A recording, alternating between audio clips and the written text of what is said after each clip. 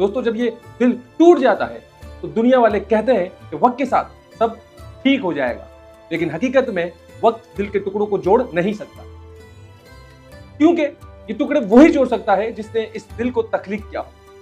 और वो मुसव्विर, वो खालिक जो तुम्हारे हर जख्म का रंग जानता है, जो पहचानता है कि कौन सी दरार की मुरम्मत किस मोहब्बत के मरहम से होगी, कौन सा दर्द किस रहमत से ठीक होगा।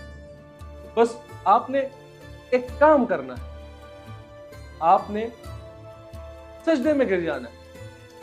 बस सजदे में गिर जाना है, क्योंकि सजदा ही वो जगह है जहां पर टूटे हुए दिल सबसे खूबसूरत लगते हैं। दोस्तों, फिर भी अगर आपको ऐसा लगता है कि आपके दिल का दर्द कोई नहीं सुनता, तो याद रखना, वो रब तुम्हारे दिल की धड़कन भी सुनता है और तुम्हारे खामोश आंसू भी। और याद रहे कि वही अल्लाह जिसने तुम्हें गम दिया है, वही तुम्हारे दिल को सुकून देगा।